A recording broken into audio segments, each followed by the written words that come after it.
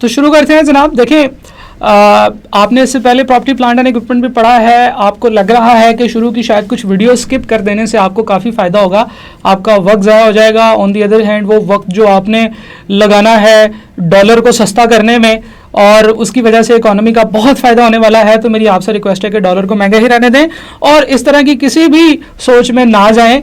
आप सिर्फ ये करें कि इन लेक्चर्स को continuously with complete detail with your complete focus सुने। आपने स्किप नहीं करना, आल दो कि आपने प्रॉपर्टी प्लांट एंड इक्विपमेंट पहले पढ़ा है, लेकिन मैं आपको ये बता रहा हूँ कि आपने जो पहले पढ़ा था वो कम था। उसमें हर टॉपिक में कुछ थोड़ी थोड़ी टिस्नगी रहती थी, उसमें कुछ और चीज़ें ऐड होने वाली रहती थी जो कि आपने उधर उस लेवल पे पढ़ा था। और एक और चीज़ समझना ज़रूरी है कि वो जो लेवल था वो और था, अब ये आप आगे एडवांस लेवल पे आ गए हैं, आप लेवल 2 के ऊपर आ चुके हैं। तो इसलिए इट इज़ इम्पॉर्टेंट कि आप इन चीज़ों को बड़े ध्यान से, बड़े गौर से समझें, सुने और इनको याद करें, इनको इनके नोट्स बनाएं। जिस तरीके से भी आप इसको लेकर चलते हैं, जो भी आपका काम करने की अप्रोच है वो आप सारी करें।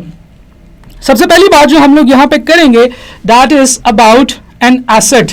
देखिए, हमने basics double entry book keeping पढ़ी थी, मैं आपको वहाँ से लेकर चलूँगा और ग्रेजुअली हम लोग एसेट्स के अंदर प्रॉपर्टी प्लांट एंड इक्विपमेंट और इन चीज़ों को डिस्कस करेंगे। First of all we will discuss about the assets. Assets क्या होते हैं? एसेट्स के बारे में हमने कहा था कि एसेट्स आर द रिसोर्सेज जिसके हम ऑनर बन गए हैं, हम उसे अपनी मर्जी से यूज़ कर सकते हैं और उनसे हम फ़ायदा उठा सकते हैं। ठीक है जी, जैसे हमने कहा कि जी हमने कोई मशीन परचेज कर ली, हमने कोई इक्विपमेंट परचेज कर लिया, हमने कोई गाड़ी परचेज कर ली, ऑफिस फर्नीचर परचेज कर लिया, एसी परचेज कर लिए, कंप्यूटर्स परचेज कर लिए, तो ये वो तमाम चीज़ें होती हैं, दीज आर द रिसोर्सेज जिनको हम लोगों ने परचेज कर लिया है और हम उसके ऑनर बन गए हैं। हो सकता है हमने अभी उसके पैसे ना पे किए हों तो वो पेएबल बन जाता है, लेकिन the thing that we got is our asset. लेकिन अब उसकी थोड़ी बुकिश डेफिनेशन की तरफ चलते हैं कि एसेट की डेफिनेशन एक्चुअली क्या है। तो स्टैंडर्ड ये कहता है IAS1 इंटरनेशनल अकाउंटिंग स्टैंडर्ड 1 आपको बताता है this provides the basis for a lot of standards. ये डेफिनेशंस वगैरह बताता है, इस तरह की तमाम चीज़ें बताता है। तो इसने कहा है कि asset is something, asset is a resource which is something that can be used। Resource का मतलब है कि हम इसे यूज कर सकते हैं। कंट्रोल्ड बाय द एंटिटी, हम लोगों ने बात की थी कि एंटिटी इसका ऑनर बन जाएगी। हमने कहा ऑनर, उन्होंने कहा controller, right. Controlled by the entity, entity का मतलब वो बिजनेस जिसके पास ये एसेट है, एसेट का वो ऑनर बन गई है, वो बिजनेस, वो एंटिटी उसका ऑनर बन गई है as a result of past event. अब as a result of past event को अभी करंटली समझाना शायद थोड़ा सा मुश्किल हो, लेकिन किसी भी पास्ट में कोई एक्टिविटी हुई थी जिसकी वजह से वो एसेट अब आपका बन गया है। फॉर एग्जाम्पल, आपने पास्ट में एक एक्टिविटी की थी और ये बड़ी मजे की एक्टिविटी है। जरा सोचिएगा कि हम लोगों ने एसेट परचेज किया था, राइट। हमने एसेट परचेज कर लिया पास्ट में, अब हम उसके ऑनर बन गए। अब आप सोच रहे होंगे सर ये तो कोई मुश्किल बात नहीं है, हमने एसेट परचेज किया तो हम उसके ऑनर बन जाते हैं। आप तो है भी इतनी जो है ना वो तजस्सुस आपने क्रिएट किया हुआ, सस्पेंस क्रिएट किया हुआ है। तो मैं अब आपको कहता हूँ ज़रा सोचें कि और क्या क्या सिनेरियोज हो सकते हैं कि जिसकी वजह से हम एक एसेट के ऑनर बन गए हैं। ठीक है, अगर आपके जहन में ये शरारती बात आ रही है कि जनाब हम किसी से छीन के भी तो ऑनर बन सकते हैं, तो हम लोग इस तरह की गंदी बातें नहीं करते। हम सिर्फ बात करेंगे वो तमाम लेजिटिमेट, अच्छे, साफ सुथरे रिसोर्सेज की, वो तमाम साफ सुथरी सिचुएशंस की जिनमें हम किसी एसेट के ऑनर बन सकते हैं। तो जनाब परचेज करने के अलावा कभी कभार हम उसको इंटरनली जनरेट भी कर देते हैं। जैसे फॉर एग्जांपल, हम लोगों ने एक बिल्डिंग परचेज की है, एक बिल्डिंग लिया, एक बिल्डिंग है जो हमारा एसेट है। तो क्या किया होगा, हम दुकान पे गए होंगे, जैसे आप लाहौर में शालमी में गए होंगे, आपने कहा होगा मुझे एक ऐसी बिल्डिंग दिखाओ जिसकी 7 मंजिलें हैं, जिसमें इतने कमरे हैं, जिसमें इतने वॉशरूम हैं। तो उन्होंने शोरूम से निकाल के आपको कुछ बिल्डिंग्स दिखाई होंगी, आपने एक पसंद की होगी, वो पैक की होगी, वो रिक्शे पे लादी होगी और आप ले आए होंगे। ऐसे थोड़ी होता है। आपने एक एसेट इंटरनली जनरेट किया है, आपने एक एसेट को बनाया है, बिल्ड किया है, तो आप उसके ऑनर बन गए। There can be another circumstance जिसमें कि हम एसेट के समझिए कि ऑनर बन सकते हैं। वो ये है कि एसेट फॉरफीट हो गया है या रिसीव्ड रिसीव्ड एज कंसिडरेशन। हमने कोई चीज़ बेची, उसकी जगह हमें पैसे देने की बजाय उन्होंने एक एसेट दे दिया। उन्होंने कहा जी कि हमें ये चीज़ चाहिए, ये आपके पास है, आपको ये चीज़ चाहिए, ये हमारे पास है, इन दोनों की मार्केट वैल्यू का डिफरेंस हम आपस में पे करते हैं एक दूसरे को, तो चलो हम लोग ये एसेट जो है वो एक्सचेंज कर लेते हैं एक दूसरे के साथ। एक्सचेंज ऑफ एसेट, जो कि आपने इंट्रोडक्शन टू अकाउंटिंग में भी पढ़ा होगा। तो जनाब हमने रिसीव कर लिया एक एसेट को एज ए कंसिडरेशन, या हमें किसी ने हमारे पास सिक्योरिटी रखवाई थी, उसने कहा था कि तुम्हारा लोन वापस ना किया तो ये सिक्योरिटी तुम फॉरफिट कर लेना। लीगल कंसिडरेशन के तौर पे लीगल सिनेरियो में हमने किसी की चीज़ जब्त कर ली तो हम उसके ऑनर बन सकते हैं। खैर हम लोग वापस चलते हैं। As a result of past event को हम लोग एक्सप्लेन कर रहे थे, जो कि बहुत ज़्यादा परेशानी वाली बात भी नहीं है कि ये पास्ट इवेंट पता नहीं क्या होते हैं। हम लोगों ने खैर बहरहाल इसको डिस्कस कर लिया है। अच्छा, जो सबसे इंपॉर्टेंट बात है जो आप समझ लीजिए कि की है, की का मतलब इंग्लिश वाली की, इस डेफिनेशन की, वो है ये वाली बात कि from which the future economic benefits are expected to flow to the entity. Future economic benefits क्या क्या हैं जो आप उस एसेट से इस्तेमाल कर सकते हैं।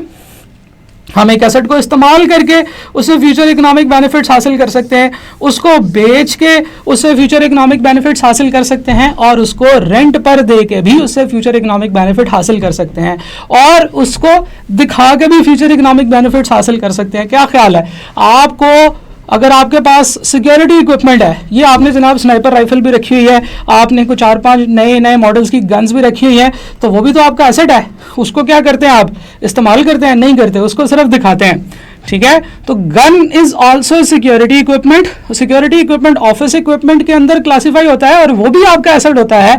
क्यों? क्योंकि आप उससे इकोनॉमिक बेनिफिट हासिल कर रहे हैं, और इकोनॉमिक बेनिफिट चाहे डायरेक्टली नहीं है, लेकिन आप उसको एडमिनिस्ट्रेटिव पर्पसेस के लिए इस्तेमाल कर रहे हैं। तो जनाब ये वो सिचुएशन है जिसमें हम लोग एक ऐसे एसेट को जिसको दिखा के भी, खैर स्टैंडर्ड ने इसका वर्ड यूज नहीं किया, स्टैंडर्ड ने 3-4 बातें की है, आप उसको इस्तेमाल करके, आप उसको बेच के, या आप उसको एडमिनिस्ट्रेटिव पर्पसेस के तौर पर इस्तेमाल करके उससे फ्यूचर बेनिफिट हासिल कर सकते हैं। So this was the definition of asset, कि एसेट क्या होता है, और इसको हम लोग अब देखते हैं कि फाइनेंशियल स्टेटमेंट्स में कैसे प्रेजेंट करते हैं। ये एक बहुत बड़ा आप समझ लीजिए कि डोमेन है एसेट की, और सबसे ज़्यादा टाइप के जो अकाउंट्स होते हैं वो एसेट्स के अंदर ही होते हैं। तो स्टैंडर्ड जो है वो एसेट को किस तरह से डिवाइड करता है, किस तरह से उसको ड्रिल डाउन करता है, किस तरीके से उसकी सब कैटेगरीज बनाता है ताकि चीज़ें मजीद अंडरस्टैंडेबल हों, उसको डिस्कस करते हैं हम इस स्लाइड में। तो हम लोग बात करने लगे हैं कि एसेट्स क्या होते हैं। तो जनाब एसेट्स की 2 मेन कैटेगरीज होती हैं, नॉन करंट एसेट्स और करंट एसेट्स।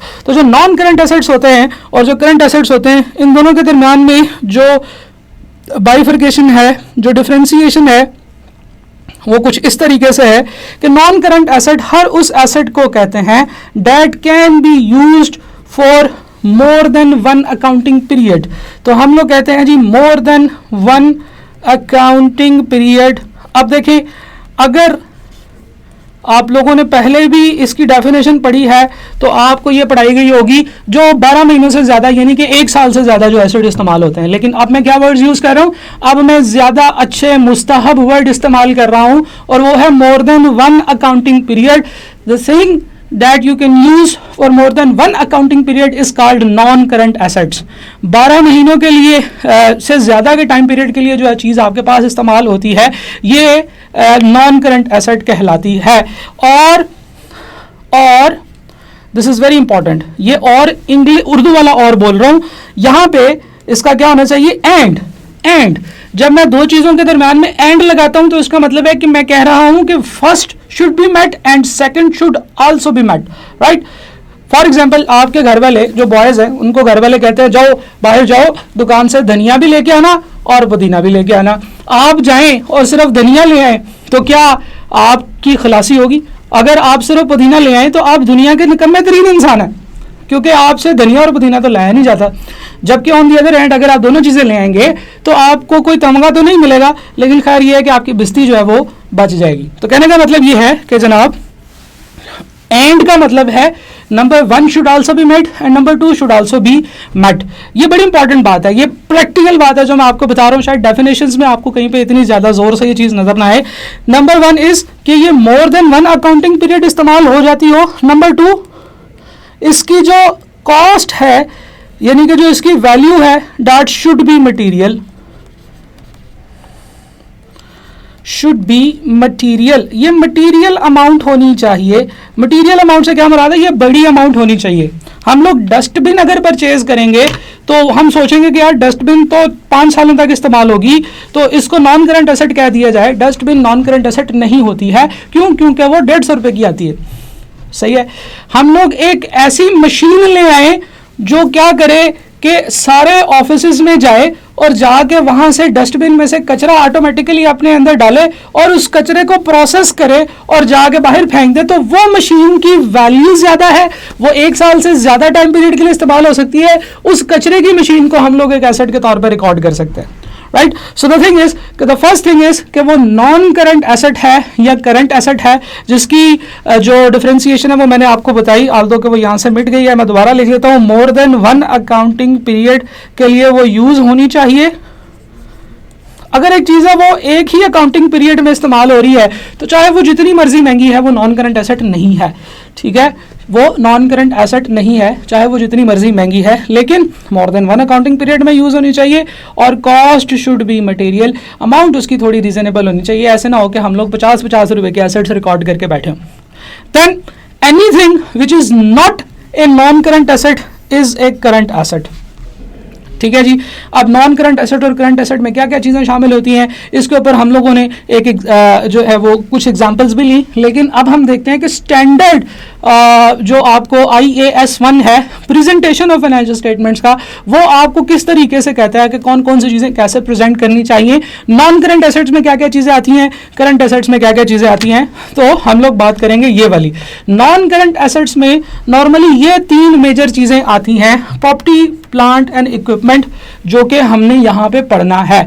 ठीक है, property, plant and equipment, property कहते हैं बिल्डिंग को, प्रॉपर्टी कहते हैं आपकी लैंड को जो आपके पास है, प्रॉपर्टी कहते हैं उस ऑफिस स्पेस को जो आपने परचेज की हुई है और आप उसके ऑनर बन चुके हैं और आप उसको इस्तेमाल कर रहे हैं। देखिए, फैक्ट्री की जो लैंड है उसको आप कैसे इस्तेमाल कर रहे हैं, उसके ऊपर आपने फैक्ट्री लगाई हुई है। अगर वो लैंड ना होती तो फैक्ट्री आप हवा में थोड़ी लगा सकते थे। ठीक है जी। इसी तरीके से बिल्डिंग जो आपकी ऑफिस इक्विपमेंट है वो आपका ऑफिस इक्विपमेंट, और जो बिल्डिंग आप यूज़ कर रहे हैं वो किस लिए यूज़ कर रहे हैं, ताकि आप वहाँ पे अपने ऑफिस चला सकें। सिमिलरली इक्विपमेंट, वो जो एक डिफरेंट टाइप का इक्विपमेंट होता है, जैसे ऑफिस इक्विपमेंट, कंप्यूटर्स, AC, इस तरह की चीज़ें, इलेक्ट्रिकल फिटिंग, फर्नीचर, ये आपका इक्विपमेंट होता है। फिर कुछ इक्विपमेंट ऐसा होता है जो आप डिलीवरी के लिए इस्तेमाल करते हैं। फॉर एग्जांपल अपनी चीज़ों की डिलीवरी के लिए डिफरेंट टाइप की डिलीवरी वैन्स हो सकती हैं, गाड़ियाँ हो सकती हैं, कुछ आप लोग अपने ऑफिस के कामों के लिए गाड़ियाँ इस्तेमाल करते हैं। ये सारे वो इक्विपमेंट्स हैं जो कि आपको काम देते हैं, आप अपना इसको इस्तेमाल कर सकते हैं। राइट। देन प्लांट, वो मशीनें जो आपने लगाई हुई हैं, वो तमाम जनरेटर्स, वो मशीनें, वो हर वो सेटअप जो आपने लगाया हुआ है, दैट इज कॉल्ड प्लांट। ये सारी की सारी चीज़ें वैल्यू में बहुत बड़ी होती हैं और 1 साल से ज़्यादा अरसा के लिए इस्तेमाल हो सकती होती हैं, इसलिए हम इनको प्रॉपर्टी, प्लांट एंड इक्विपमेंट कहते हैं और ये नॉन करंट एसेट का पार्ट होता है। This is very important to understand कि हम लोग बात क्या करने जा रहे हैं, क्योंकि प्रॉपर्टी, प्लांट एंड इक्विपमेंट के हवाले से हम लोग अपने सिलेबस के अंदर बहुत सारे स्टैंडर्ड्स पढ़ेंगे। हम IAS 23 पढ़ेंगे, IAS 36 पढ़ेंगे, और इसके अलावा हम लोग जैसे IAS 2 है जो कि आपका करंट एसेट से रिलेटेड है, जो डायरेक्टली आपके सिलेबस में शामिल नहीं है, लेकिन क्योंकि इंट्रोडक्शन टू अकाउंटिंग में शामिल था तो आपको शायद यहाँ पे भी उसकी कुछ झलक नजर आए। तो बहुत सारे स्टैंडर्ड्स हैं, गवर्नमेंट ग्रांट का स्टैंडर्ड है, बोरिंग कॉस्ट का स्टैंडर्ड है, IAS 20 एंड 23 रिस्पेक्टिवली। ये सारे के सारे standards property, plant and equipment के पर्सपेक्टिव में हम लोग पढ़ेंगे। IAS 8 है आपका, जिसमें कि हम लोग कुछ एरर्स वगैरह की बात करेंगे, उनमें भी हम लोग प्रॉपर्टी, प्लांट एंड इक्विपमेंट से रिलेटेड एरर्स को भी देखेंगे। So property, plant and equipment is going to be a bigger area for your this syllabus, और इसको आपने बड़े फोकस से देखना है। यहाँ से काफी सारे आपका जो सिलेबस एरिया है वो कवर होगा। फिर इंटेंजिबल एसेट्स की हम बात करते हैं। Intangible assets are the asset which can not be touched. Intangible का क्या मतलब है? Thing that can be felt, that can be touched, जिसको देखा जा सकता है उसे हम टेंजिबल कहते हैं। तो ये जो प्रॉपर्टी, प्लांट एंड इक्विपमेंट है ये टेंजिबल होंगे। लेकिन इनटेंजिबल एसेट्स क्या होते हैं? इनटेंजिबल एसेट्स में जो सबसे पहली जो एग्जांपल मैं आपको बताऊंगा वो है जी लाइसेंस। ऑपरेट करने का लाइसेंस, कोई काम करने का लाइसेंस। देखिए जनाब, फर्ज करें कि आपने एक लाइसेंस परचेज़ किया है, एक मेडिकल स्टोर का लाइसेंस है, ठीक है, और वो वैसे तो खैर ये जो लाइसेंस है ये प्रैक्टिशनर्स को ही मिलता है, लेकिन just for the sake of example हम लोग बात करते हैं कि you have paid something and you have got some licence. इसमें कोटा होता है, सेल्स कोटा होता है, किसी एरिया में सेल्स करने की अप्रूवल कि जनाब ये जो कंपनी है ये XYZ कोला जो है ये लाहौर में बिक सकती है, ये नहीं बिक सकती, उसके लिए उनको एक अप्रूवल लेना पड़ता है, परमिट लेना पड़ता है, उसे हम कोटा भी कह सकते हैं। तो जनाब ये जो लाइसेंस है, आपने फ़र्ज़ करें कि 50 लाख रुपए दिए और एक लाइसेंस परचेज कर लिया और वो कागज़ पर लिख के दे दिया, उसके ऊपर गवर्नमेंट की मोहर लगी, रेलिवेंट डिपार्टमेंट की, और आपको कहा गया कि ठीक है अब आप ये काम कर सकते हैं। तो जनाब वो जो आपको कागज़ मिल गया है, क्या वो आपका लाइसेंस, क्या वो एक एसेट है? जी बिल्कुल वो एक एसेट है। अगर वो कागज़ गुम जाए तो क्या हम ये कहेंगे कि हमारा एसेट ख़राब हो गया? नहीं, हम थोड़ी सी फीस देंगे और जाके नया लाइसेंस डुप्लीकेट बनवा लेंगे।